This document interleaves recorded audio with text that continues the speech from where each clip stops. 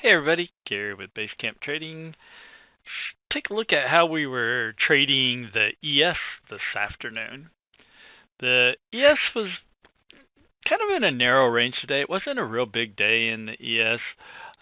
This was our opening bar, and we had some news, and as always, you get a little choppy action right there. And ES made a small push to the downside, and then we had this pretty bullish bar right here. Little bottoming tail. The entire body of this bar was all buying, closed back above the 50 EMA. 5 and 13 were crossed to the downside, and the trend was down. We were making lower highs, lower lows, so the trend was down. But again, we had this pretty bullish bar right here, closed back above the 50 EMA, and then honestly, we just kind of bounced back and forth off of the 50. We went above it, below it, above it, below it, back above it. And then in the afternoon, we finally had this bullish hammer right here. You can see that price had closed back above the 50 EMA. We left this bottoming tail. The entire body of this bar was all buying, and it caused the 5 and the 13 to cross to the upside.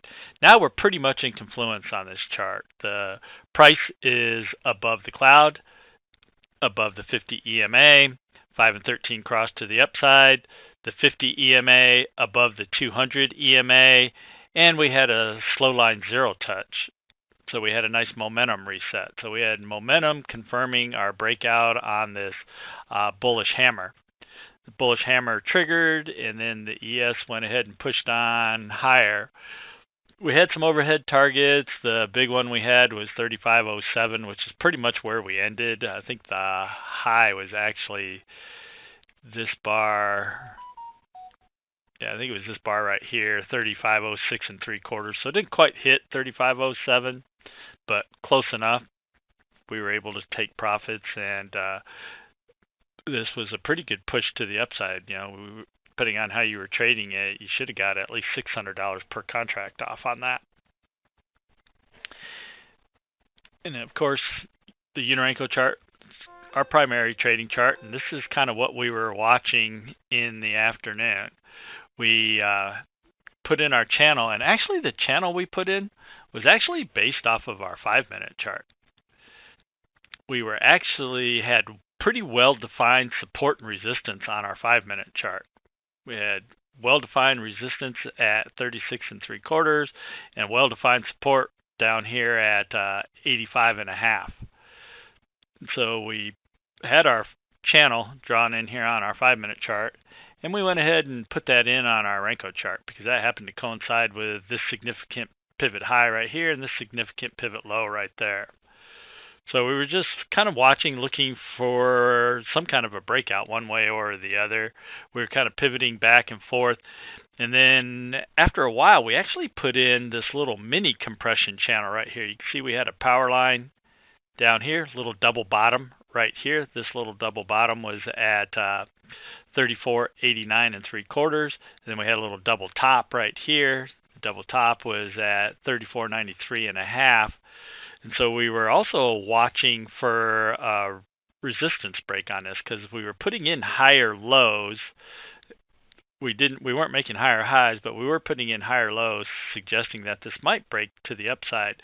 Had a slow line zero touch off the smooth 50. So we had a nice momentum reset. This was not actually the entry. Went ahead and waited for the resistance break. So the aggressive entry was on the resistance break. ES pushed higher. Actually took just a little heat on this trade. We actually took this trade on the resistance break. Took just a little heat on it. Didn't get stopped out. We pushed up, broke through this channel high that we had right there. And of course, as always, they try to run stops and do a little head fake right there. Pushed up, pulled down. Wasn't really a run on stops. Run on stops, say, come up here, break resistance by a few ticks, trigger everybody in, and then pull it hard back the other way. So it really wasn't a run on stops, just kind of a little head fake, see who they could scare out. Pushed higher, but then we set up a nice wick off the 18 for a continuation trade. So if you didn't take the initial resistance break, we had another good opportunity. We broke this channel, pulled back, and then set up the wick off the 18, closed back to the upside out of the channel, And then we started pushing higher. Our first initial target was right here at the R2, which was 35.04 and a quarter. We poked up through there, and we were looking, potentially higher. We had a line actually at 05 and a half, and another one at 07. Pretty significant one at 07.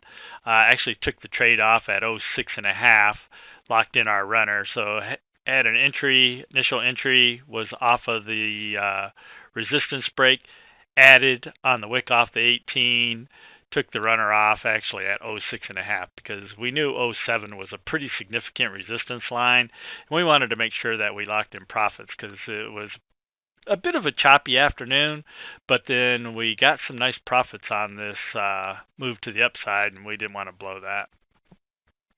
So again, kind of a quiet day overall, but we did get a nice push to the upside off of that 30-minute hammer, because as we were breaking through this resistance right here, that's when we were triggering that 30-minute hammer.